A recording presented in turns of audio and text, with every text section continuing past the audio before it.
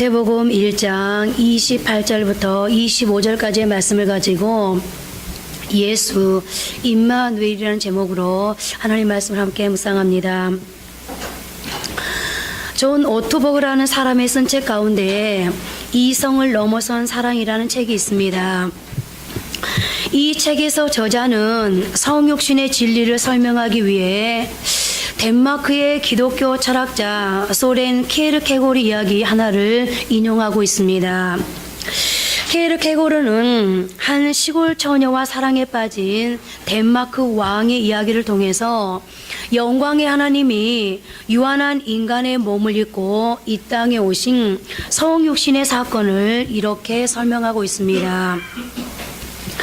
아주 평범하고 가난한 농촌에 살던 한 소녀를 보고 사랑에 빠져버린 왕이 있었습니다. 그녀는 왕과 혈통도 아니고 정식 교육을 받은 일도 없으며 허름한 누더기 옷을 걸치고 농촌의 오두막집에서 살고 있었습니다.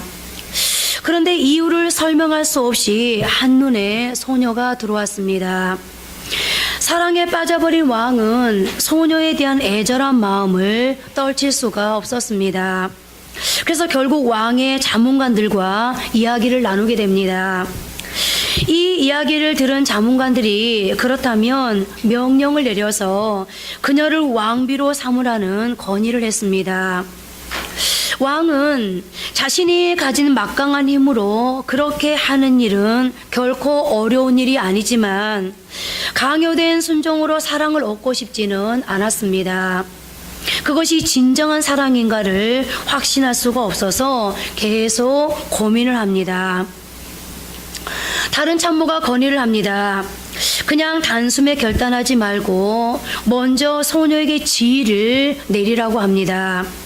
그 다음에 선물을 하고 공주들이 입는 옷과 보석으로 치장을 해준 뒤 교육을 시켜서 일정한 시간이 지난 다음에 궁중으로 데려와 왕비로 삼으라는 것입니다. 그러나 왕은 만약 그렇게 하면 그녀가 계속해서 받는 선물 그리고 지위나 보석 때문에 왕을 사랑하는 것인지 정말 마음으로 왕을 사랑하는 것인지를 무엇으로 증명할 수 있겠느냐고 반문을 합니다. 고민을 거듭하다가 왕은 잠시 동안 왕의 지위를 포기하기로 결심을 합니다. 일정한 기간 동안 왕의 자리에서 내려와 평범한 서민으로 동행하며 그 소녀가 사는 곳으로 가기로 결심합니다. 그 소녀와 같은 옷을 입고 같은 음식을 먹으며 같은 환경 속에서 살면서 그녀의 사랑을 얻어내겠다고 결단합니다. 케르케고르는 이 비유를 통해서 하나님의 종의 모습으로 이 땅에 오셔서 인간이 되신 성육신 사건을 설명하고자 했던 것입니다. 그리고 이 이야기와 함께 성육신의 진리를 설명하기 위한 또 다른 이야기가 있습니다. 그것은 개미떼 이야기입니다. 어떤 곤충학자가 개미를 관찰하는데 개미떼가 계속 기어가다가 벼랑으로 갑니다.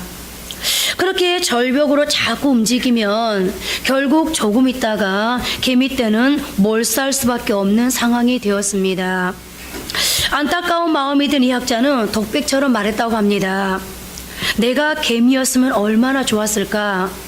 내가 개미가 될 수 있다면 저 개미들에게 지금 그들 앞에 직면한 멸망의 위기를 경고하고 저들을 구원할 수 있을 텐데. 그런데 이와 비슷한 사건이 우리에게 일어났습니다. 죄로 말미암아 하나님의 심판을 피할 수 없는 인류를 구원하시기 위해서 하나님이 인간의 육신을 입고 이 땅에 오신 것입니다. 그리고 우리는 이것을 성육신이라고 합니다. 본문에서 천사는 요셉에게 그의 정혼녀 마리아를 통해서 하나님이 인간의 육신을 입고 탄생하실 것인데 그 하나님은 두 개의 이름을 갖게 될 것이라고 예언하고 있습니다. 그리고 이 두 개의 이름은 메시아로 오시는 그분의 각기 다른 두 역할을 상징하는 이름이 될 것이라고 언급하고 있는데요. 그렇다면 메시아의 두 개의 이름은 무엇일까요? 첫째, 그 이름은 예수입니다. 성경은 메시아의 이름을 예수라고 말하고 있습니다. 오늘 본문 21절입니다. 아들을 낳으리니 이름을 예수라 하라. 이는 그가 자기 백성을 그들의 죄에서 구원할 자이심이라. 예수라는 말은 본래 그리스어입니다. 그리스어로 예수스라고 발음하는데 히브리어의 여호수아를 그리스어로 번역한 것입니다. 구약 성경에 나오는 여호수아와 동일한 이름이 바로 신약에서 예수로 표현된 것입니다. 그리고 이 말은 하나님이 구원하기 위해 오셨다는 뜻을 가지고 있습니다. 구원이란 말은 결코 특별한 단어가 아니라 매우 일반적이고 광범위하게 쓰여지는 아주 보편적인 단어입니다. 사람들이 어떤 위기에 처하거나 궁지에 빠졌을 때 거기서 구출을 받는 사건도 우리는 구원이라고 말합니다. 그러나 본문에서 천사가 예언한 구세주가 임재하신 목적에서의 구원은 일반적 의미의 구원과 구별되는 아주 특별한 의미를 갖고 있습니다. 이것은 일상적인 위기나 위험에서의 구원이 아니라 본질적인 인간 존재의 구원을 나타낸다고 할 수 있는데요. 오늘 본문에서 천사는 분명히 예수님이 자기 백성을 죄에서 구원하실 것이라고 말하고 있는데, 그렇다면 우리가 성경적 구원의 의미를 알기 위해서는 무엇으로부터의 구원인가를 보다 명확하게 이해할 필요가 있습니다. 성경은 분명히 죄에서 구원할 자라고 천사의 메시지를 통해 우리에게 전해 주었습니다. 그러니까 성경에서 말하는 구원은 죄로부터의 구원인 것입니다. 그러나 가난한 사람들이 기대하는 구원은 가난으로부터의 구원일 것입니다.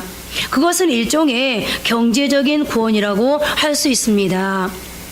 또 예수님 당시에 그랬던 것처럼 정치적인 억압에 시달리고 있는 사람들이 기다리는 구원은 그 억압으로부터의 구원 혹은 정치적인 구원일 것이며, 건강상의 문제로 삶에 잃은 것이 많은 사람들의 구원은 회복의 구원일 것이고, 불편한 인간관계라든지 인생사의 문제로 인해 어려움을 당하는 사람들이 찾는 구원은 일종의 심리적인 안정과 해결의 구원일 것입니다.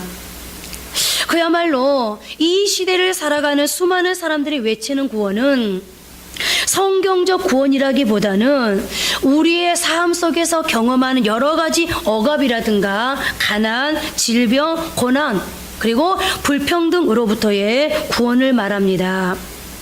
그러나 성경이 말하는 구원이 이와 같은 의미를 전혀 내포하고 있지 않는 것은 아니지만, 성경이 말하는 구원의 본질적인 의미는 보다 더 깊은 곳을 겨냥하고 있습니다. 성경은 그것이 죄로부터의 구원이라고 말합니다. 즉 이것은 인간 존재 깊은 곳에서부터 우리를 바꾸는 구원인 것입니다.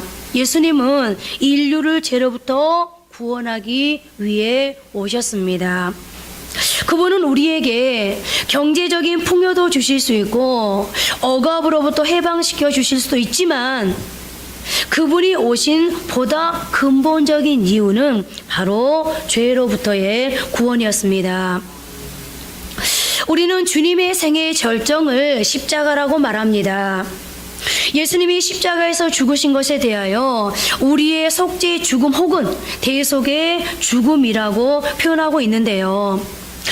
우리에게 잘 알려진 마가복음 10장 45절은 그분이 왜 이 땅에 오셨고 왜 십자가에서 자신의 생명을 버리셨는지를 우리에게 잘 가르치고 있습니다. 인자가 온 곳은 섬김을 받으려 함이 아니라 도리어 섬기려 하고 자기 목숨을 많은 사람의 대속물로 주려 함이니라. 주님이 이 땅에 오시고 마지막 십자가에서 자신의 생명을 주신 것이 대속의 제물이었다고 말합니다.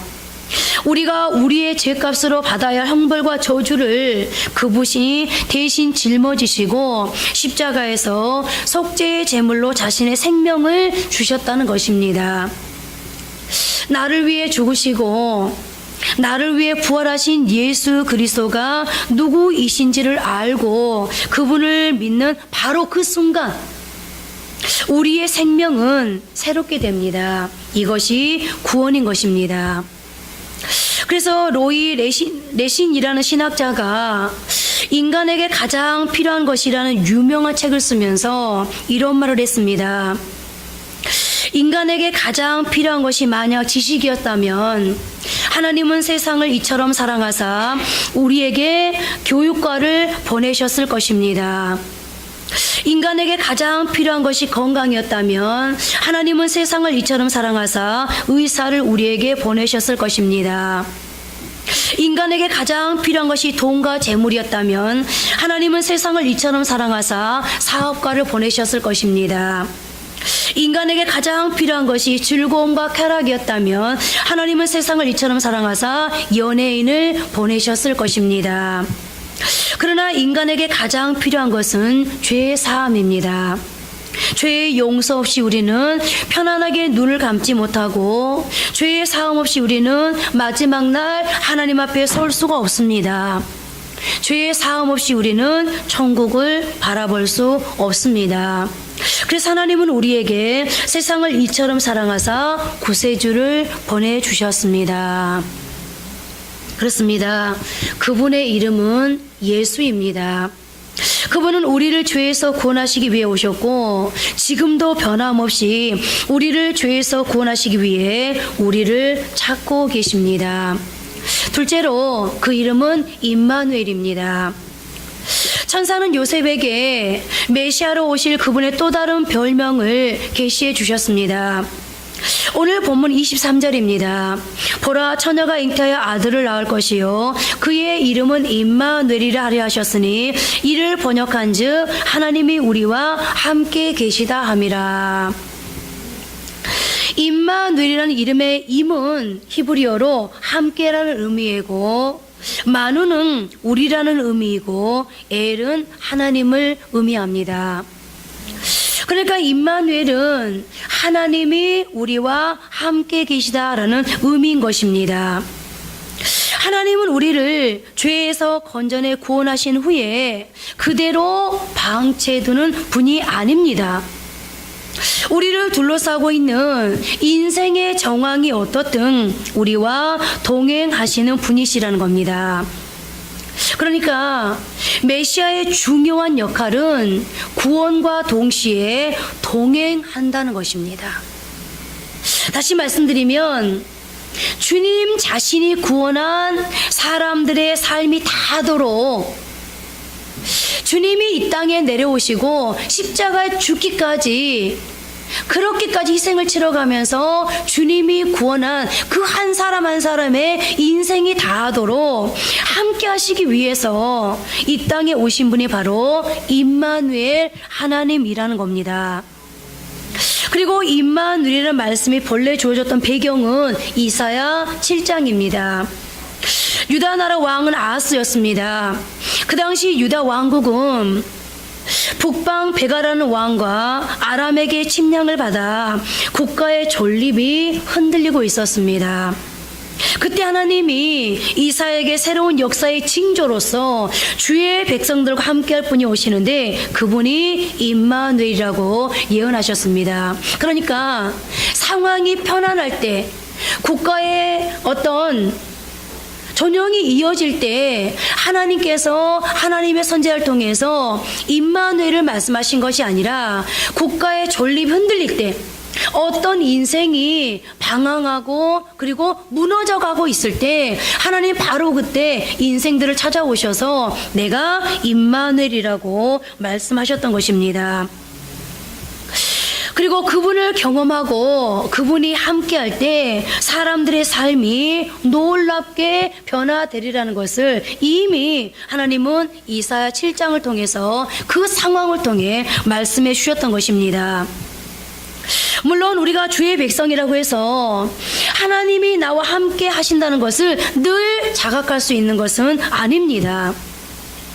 그러나 우리가 그분의 임재를 자각하지 못하고 그분이 우리의 눈에 보이지 않아도 그분은 여전히 우리와 함께 하시는 하나님이십니다. 그러므로 우리는 야곱처럼 그분 앞에서 이렇게 고백하게 될 것입니다. 주께서 여기에 함께 계셨는데 우리가 깨닫지 못하였습니다. 또한 엠마오로 가는 두 제자처럼 어느 날 주께서 우리의 눈을 열어주실 때 우리는 이렇게 고백할 것입니다. 주님이 우리가 걸어갔던 그 길에 늘 함께 하셨던 것을 우리는 몰랐습니다. 지금 이 자리에도 함께 하신 것을 우리가 미처 몰랐습니다. 임마누엘의 탄생을 알리던 천사의 메시지 시작한 마태복음의 마지막 장 마지막 절은 부활하신 예수님이 제자들을 찾아오셔서 그들에게 온 천하 만국에 가서 복음을 전하고 제자로 삼으라는 소명을 부여하시는 것으로 마무리됩니다. 마태복음 28장 20절입니다. 함께 합독하십니다. 내가 너에게 분부한 모든 것을 가르쳐 지키게 하라. 볼지어다 내가 세상 끝날까지 너희와 항상 함께 있으리라 하시니라. 제자들을 파송하면서 주께서 함께 하시겠다고 말씀하셨습니다. 임마누엘 대신 주가 함께 하시면 어느 곳이라도 두렵지 않고 누구를 만나도 담대히 앞을 향해 나아갈 수 있는 것입니다. 여러분들 보셨는지 모르겠는데요. 나니아 연대기라는 7권의 책 가운데 말과 소년이라는 책이 있습니다. 여기에는 샤슈타라는 소년이 주인공으로 등장하는데요. 이 소년은 무덤과 계곡과 건조한 사막을 지나면서 계속해서 생명의 위협을 받습니다. 그런데 생명의 위협을 받지만 그때마다 계속 어떤 사건이 일어나면서 그 사건을 통해서 자신이 보호받고 있다는 것을 느끼게 됩니다. 마침내 안전지대에 도착해 나지막한 산길을 올라간 무렵 자기 옆에 누군가가 계속 따라오고 있는 신비스러운 임재를 느끼면서 샤슈타는 갑자기 옆을 향해 이렇게 외칩니다. 누가 있지? 지금 내 앞에 누가 있는 거지? 당신은 누구야? 그때 조용한 목소리가 이렇게 들려옵니다. 너와 아리바스가 만나도록 한 사자가 바로 나였어. 내가 죽은 자의 무덤에서 공포의 밤을 지내던 그 밤에 너를 위로했던 고양이가 바로 나였어. 내가 자는 동안 승냥이를 쫓아버린 사자도 바로 나였어. 내가 늦지 않고 룬 왕에게 도착하도록 너의 말들이 최선을 다해 달리도록 뒤쫓던 사자도 바로 나였어. 그러자 소녀는 단도직입적으로 이름을 묻습니다. 그때 옆에 있던 그림자는 이렇게 대답합니다. 나는 스스로 있는 자야. 이 대답을 할 때 처음에는 지축을 흔드는 거대한 음성으로, 두 번째는 명확하고 밝은 음성으로, 세 번째는 나뭇가지를 치는 바람결의 부드러운 음성으로 3번 대답합니다. 이 음성을 듣는 순간 소년 샤슈타는 감격과 함께 이전에 경험해보지 못했던 평안함을 느끼게 됩니다. 그리고 루이스는 바로 이 동화를 통해서 임마누엘의 하나님이 함께 하신다는 감격을 우리에게 전달하려 했던 것입니다. 그렇습니다. 주님은 우리에게 때로는 사자의 모습으로, 때로는 고양이의 모습으로, 때로는 천둥의 모습으로, 또 때로는 아주 조용한 바람의 모습으로 내가 필요할 때, 언제 어디서나 함께 하시는 분이십니다. 그리고 우리를 위해 일하시는 분이십니다. 이사야 61장 1절부터 3절까지의 말씀을 이렇게 기록하고 있습니다. 함께 합독하십니다. 주 여호와의 영이 내게 내리셨으니 이는 여호와께서 내게 기름을 부으사 가난한 자에게 아름다운 소식을 전하게 하려 하심이라. 나를 보내사 마음이 상한 자를 고치며 포로된 자에게 자유를, 갇힌 자에게 노임을 선포하며 여호와의 은혜와 우리 하나님의 보복의 날을 선포하며 모든 슬픈 자를 위로하되 무릇 시온에서 슬퍼하는 자에게 화관을 주어 그 죄를 대신하며 기쁨의 기름으로 그 슬픔을 대신하며 찬송의 옷으로 그 근심을 대신하시고 그들이 의의 나무 곧 여호와께서 심으신 그 영광을 나타낼 자라 일컬음을 받게 하려 하심이라. 이 말씀은 이사야가 장차 오실 메시아에 대해서 예언할 말씀입니다. 그리고 예수님이 자신의 고향인 나사렛에 가셔서 설교하시면서 인용했던 말씀이기도 한데요. 이 말씀은 주님이 오셔서 하실 사역에 대해서 말씀하고 있는 것으로서 주님은 가난한 자에게는 아름다운 소식 곧 복음을 주시고 마음이 상한 자, 마음에 상처가 있는 사람들에게는 치료를 허락하시고 포로되고 갇힌 사람들에게는 자유와 노임의 역사를 베풀어 주시고 슬퍼하는 사람들에게는 화관을, 근심하는 사람들에게는 찬송할 수 있는 은혜를 주시겠다고 약속하고 있는 것입니다. 그리고 계속되는 4절입니다. 함께 한 번 답독하십니다. 그들은 오래 황폐하였던 곳을 다시 쌓을 것이며 무너진 곳을 다시 일으킬 것이며 황폐한 성을 곧 대대로 무너져 있던 것들을 중수할 것이며 여기에서는 이스라엘의 수치를 회복시키겠다고 약속하고 있는데요. 우리 주님이 오셔서 조금 전에 우리가 합독했던 1절부터 3절 말씀을 해주시면 우리가 이렇게 회복되는 삶, 다시 수치를 이겨내고 수치를 당할 수밖에 없었던 그 삶을 이겨내고 다시 회복되는 삶을 살게 될 것을 말씀하고 계십니다. 이것은 곧 주님이 오셔서 우리에게서 이루실 일이기도 함을 이사야가 예언하고 있는데요. 또 계속되는 7절 말씀입니다. 너희가 수치 대신에 보상을 배나 얻으며 능욕 대신에 몫으로 말미암아 즐거워할 것이라. 그리하여 그들의 땅에서 갑절이 나오고 영원한 기쁨이 있으리라.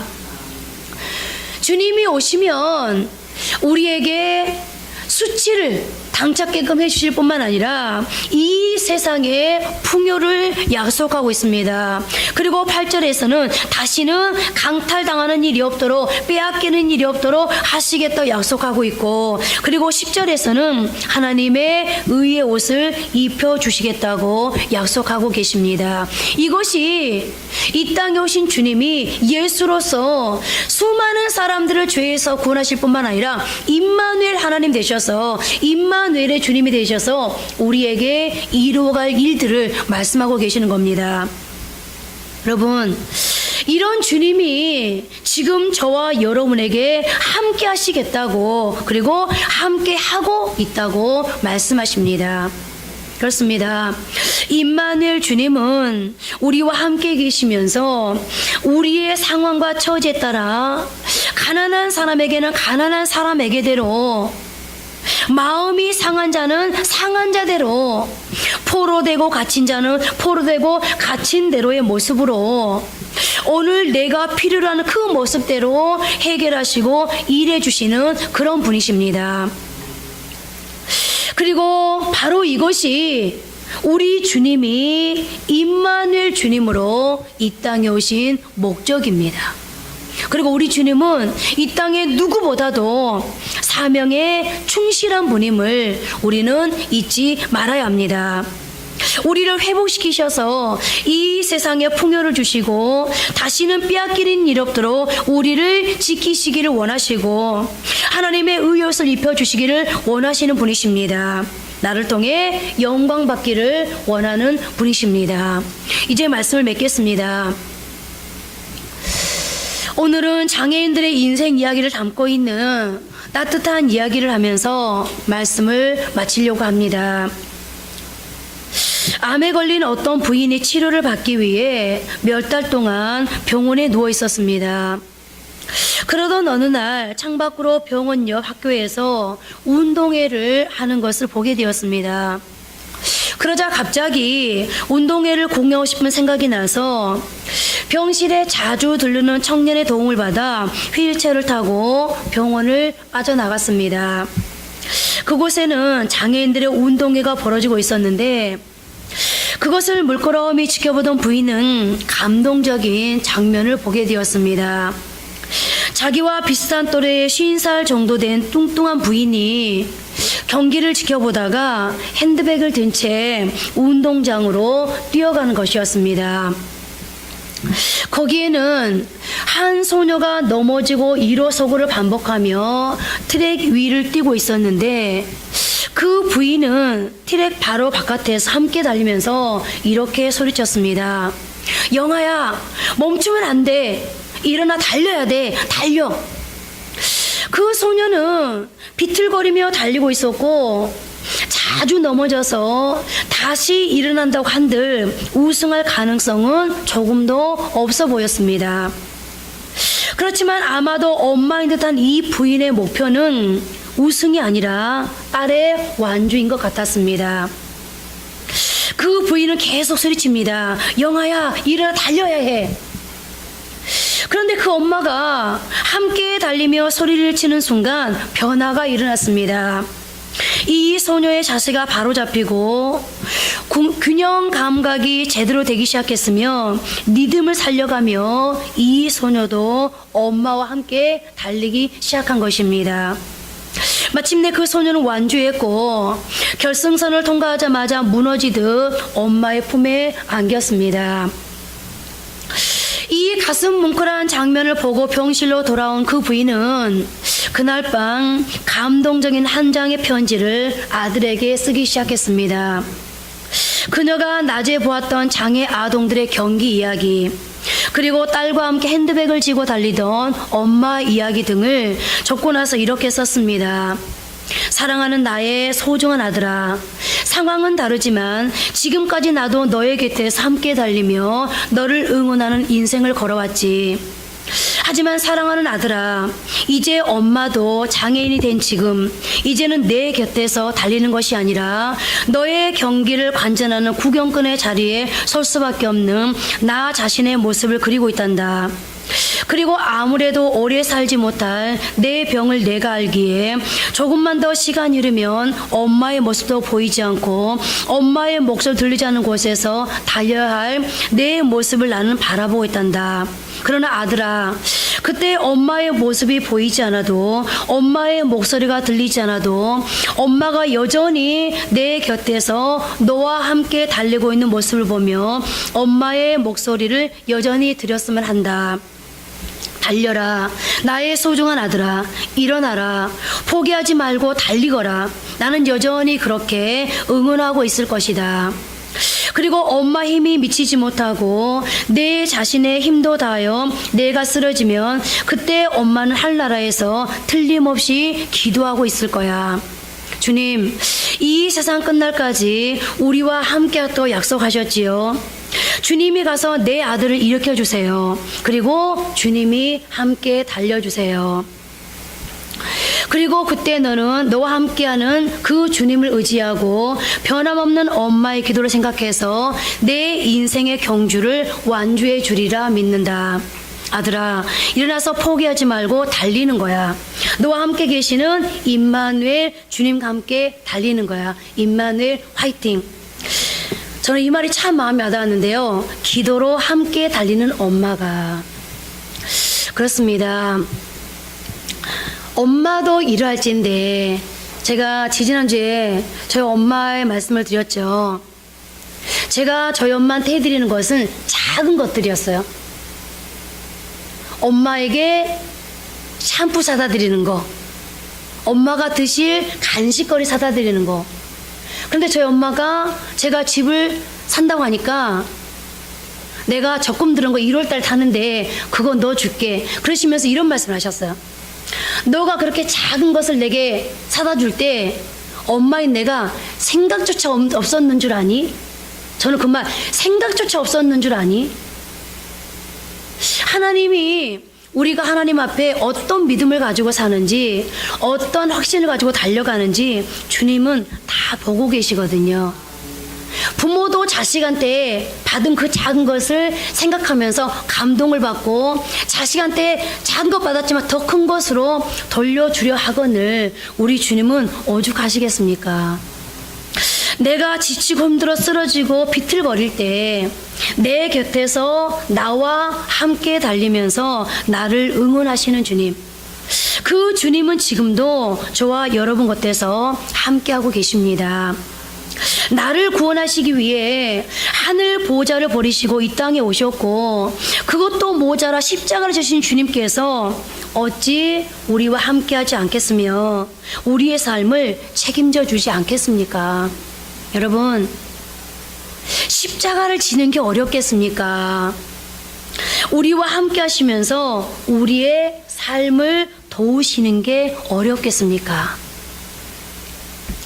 우리 주님이 십자가 앞에서는 내가 심히 고민되어 죽게 되었다라고 고백하신 적은 있으셨어도, 주님의 사랑하는 자녀들을 도우실 때는 한 번도 그렇게 보고하신 적이 없으셨습니다. 무슨 말입니까? 우리 주님은 우리와 함께 하시면서 우리의 삶을 도와 협력하고 축복하는 것을 오히려 즐거워하시고 기뻐하신다는 겁니다. 오늘 여러분, 성탄절을 맞아 이 성탄절 예배를 하나님 앞에 올려드리면서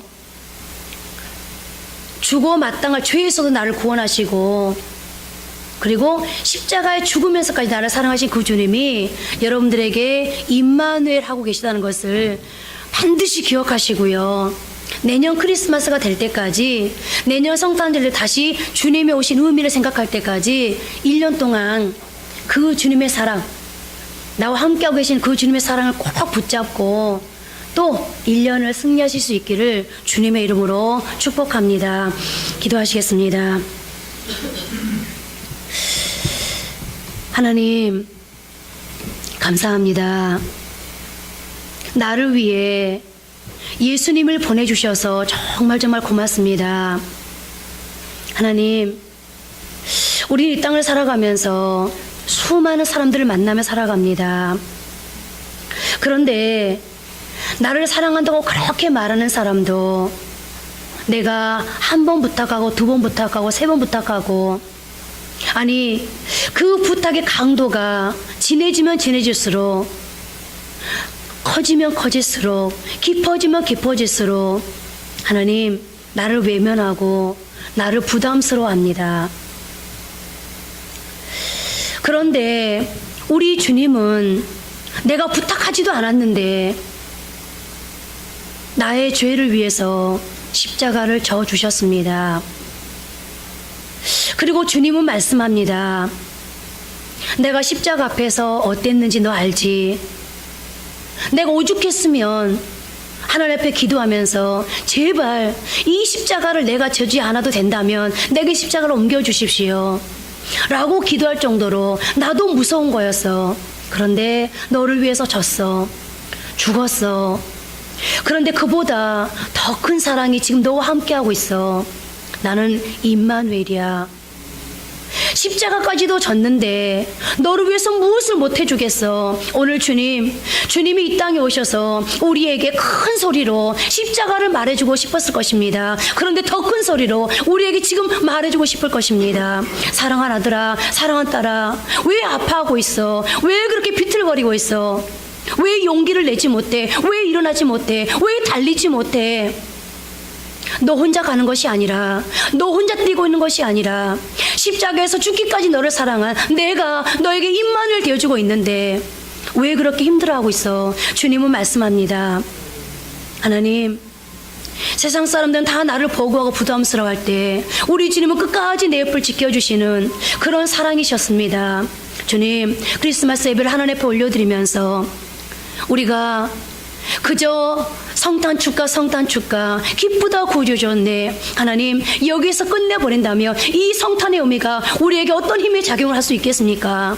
하나님 다시 한번 주 앞에 이 시간 간절히 부탁드렸기는 우리의 마음의 생각을 하나님께서 붙들어 주셔서 주님 우리가 이 시간에 주님이 나와 함께하고 있다는 것, 나와 함께 뛰고 있다는 것, 그것을 기억하게 도와주시고 1년 동안의 삶을 살아가면서 그 하나님이 나와 함께 하신다면 나는 용기 낼 수 있어. 내 힘으로는 안 되지만, 내가 가진 조건과 여건으로는 다 불가능할 수 있지만 나와 함께 뛰고 계시는 주님이, 나를 위해서 죽어주신 주님이, 적어도 전능하신 주님이 나와 함께하고 있다면 나는 또 한 번 1년을 승리할 수 있을 거야. 나는 또 일어날 수 있어. 또 성공할 수 있어. 하나님 다시 한번 7.8개 할 수 있는 우리 성도들 다 될 수 있도록, 그 의미를 부여잡고 돌아갈 수 있는 성도들 될 수 있도록 주여 도와주옵소서. 그래서 분명히 하나님이 왜 우리와 함께 하겠습니까? 우리 보고 후퇴하라고, 오늘보다 내일도 못하라고 우리에게 십자가를 주셨겠습니까? 우리와 함께하면서 우리를 응원하고 격려하시겠습니까? 하나님 오늘보다 내일이 나으라고, 하나님 우리 주님이 지금 그렇게 애써가면서 우리와 함께하는 거 아니겠습니까? 하나님 이제 그 하나님을 붙들어 싸우니 주여 도와주시어서 하나님 올해보다 내년이 더 나은 크리스마스로 하나님 앞에 예배할 수 있도록 우리 모두의 삶을 하나님이 주장해 주옵소서. 하나님 예수님이 어머니의 마음이라는 것을 오늘 한 어머니의 편지를 통해서 우리가 묵상하게 됩니다. 하나님 그 어머니의 마음을 가진, 부모의 마음을 가진 주님을 날마다 생각하면서 하나님 이 땅을 넉넉히 다음되게 살아갈 수 있는 복된 사람들 되게 하옵소서. 하나님 그렇습니다. 우리는 지금 상상할 수 없는 큰 선물을 받았습니다. 정말로 감사합니다. 하나님 정말 우리가 힘들게 하루하루를 살아갑니다. 그래서 연말이 되었는데도 정말 기뻐야 되는데 하나님 1년을 돌아보니 다사다난했고 참 우여곡절이 많았구나. 내년은 또 어떻지? 하나님 그러면서 한편으로는 감사하고 한편으로는 마음이 무겁습니다. 하나님 이 정도 오늘 말씀을 준비하면서 또 송구영신 예배를 준비하면서 우리 성도들의 1년은 어땠을까? 하나님 한 사람 한 사람의 형편과 처지를, 상황을, 그리고 가정들의 주어진 여건들을 돌아보았습니다.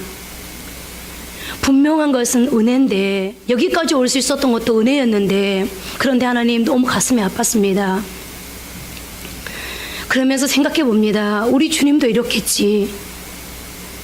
인간인 나도, 저들의 형편을 다 알지 못하는 나도, 저들의 마음을 다 알지 못하는 나도 이렇게 마음이 아픈데 우리 주님 얼마나 마음이 아프셨을까. 하나님 그러나 내년 1년을 소망하기에 하나님 앞에 이렇게 웃으면서 예배를 드릴 수 있었습니다. 그런데 하나님 그런 과정 속에서 한 가지 상상을 하게 되었습니다. 크리스마스 때 하나님은 분명히 내게 선물을 주실 거야. 산타가 아니라 예수님이 내게 선물을 주셔. 그런데 그 선물 보따리 안에는 무엇이 들어있지? 잠깐 동안 즐겁고 말 그런 선물이 아니라, 안개처럼 사라져버릴, 거품처럼 없어져버릴 그런 선물이 아니라, 인간의 말처럼 그저 순간에 응원이 되고 격려가 될 그런 말이 아니라, 하나님 영원히 우리의 삶을 책임져 주실 그 선물의 내용, 하나님 오늘 이 부족한 종은 하나님이 주신 그 선물 보따리를 우리 성도들에게 전했습니다. 이제 하나님 그 선물의 아버지 하나님 약효가가, 하나님 영향력이 오늘 크리스마스 하루로 멈추는 것이 아니라 우리의 1년을 끌어갈 수 있도록 주여 도와주셔서 우리의 삶에 그 선물에 대한 효과가 매일매일 드러날 수 있도록 주여 도와주옵소서. 그래서 우리 성도들이 나는 너무 힘들지만 다시 일어설 수 있는 것은 하나님 때문이야. 나는 넘어지고 자빠지고 비틀거리지만 내가 다시 한번 용기를 낼 수 있는 건 하나님 때문이야 라고 아버지 하나님 1년을 살아가게 도와주셔서 우리 모든 성도들이 정말 2018년도에는 올해와 다른 1년을 살아가게 하시고, 하나님 올해와 다른 사업장, 올해와 다른 직장, 올해와 다른 가정, 그리고 올해와 다른 인생, 올해와 다른 우리 자녀들 될 수 있도록 하나님 도와주옵소서. 하나님 내년에 해결되어야 될 문제들이 많습니다.